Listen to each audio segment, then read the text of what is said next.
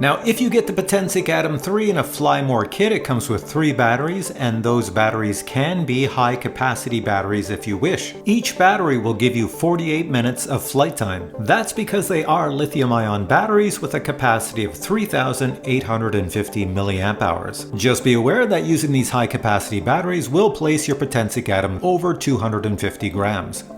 The new remote that comes with the ATOM 3 also has a brighter screen and a much farther transmission range. Sensors on the bottom of the ATOM 3 consist of 1 optical flow sensor and 2 height landing sensors. The ATOM 3 does not have obstacle avoidance sensors, so you must fly it very high in the air on return to home, or else it will hit an object coming home. This is going to be a quick range test, and I mean quick because when I put this up in the air, I'm going to fly in sport mode from the province of Ontario to the province of Quebec, which is on the other side of the Ottawa River. And for you, the viewer, I'm just going to speed up the video so you can see it go quickly over, and then when it reaches the other side, I'm going to hit return to home and see if it comes back and lands on this nice little landing pad down here. So in the drone, I do have a full battery that you should see. If you can see my remote, you can see the battery is at 97%. We have 24 satellites.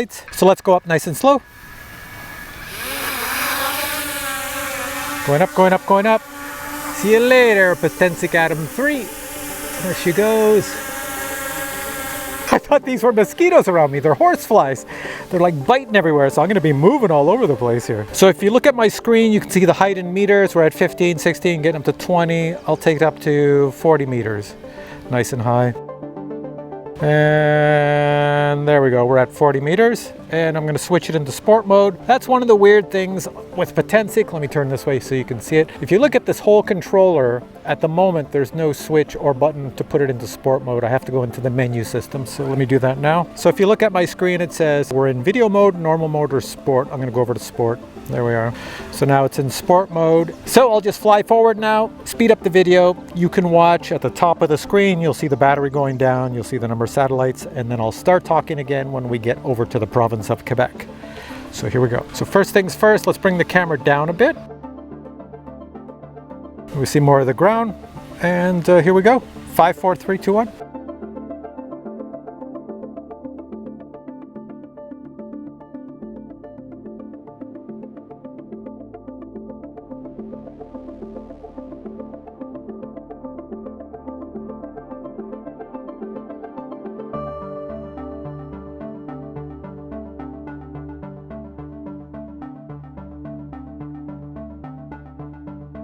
All right, so I'll start talking again. I'm approaching dry land. What you see now is where the housing development starts at the province of Quebec. And yeah, I guess I'll go right up to this road and we'll stop right after this tree, right above this little highway right here. So I'm slowing down and we'll stop.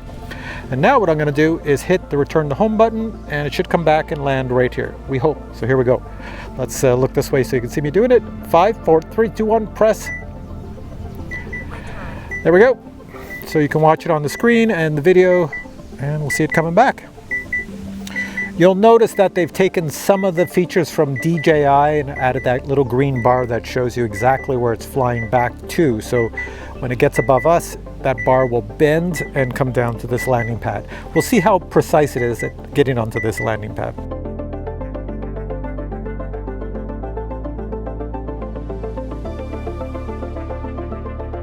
So this is going to take a while because it looks like it doesn't fly back in sport mode. It's flying back in normal mode to conserve battery power. So I'm just going to let it fly back. I'm just going to put this down and go have a coffee, and then I'll come back. I'll speed up the video for you though.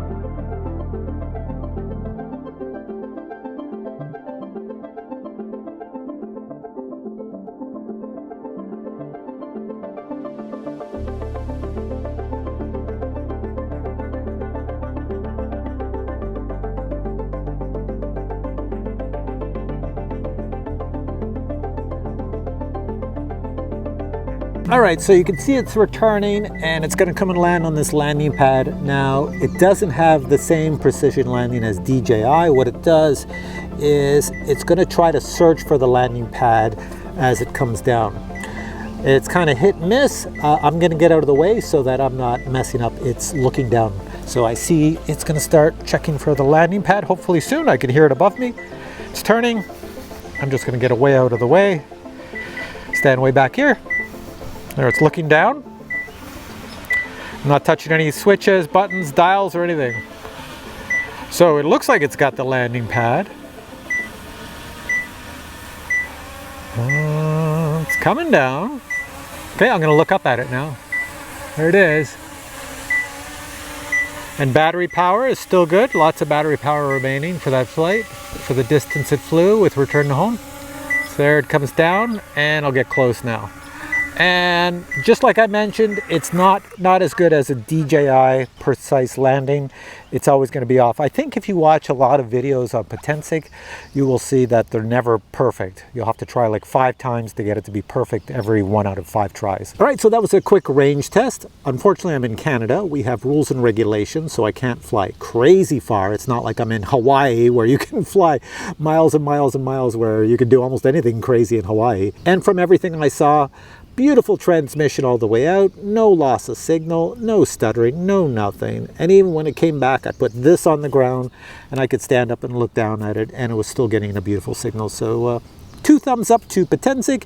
The only place it loses a few Gryffindor points is not being very precise. It's right here, and you know the pad's right over there. So Potensic, you have to work on that for the Potensic 4. If you would like to get your own Potensic ATOM 3 Fly More kit, I have placed links below this video, and I believe there might even be a coupon so you can save some money. So check out the links, find the best price, and get yourself flying. All right guys, catch you in the next video. Bye!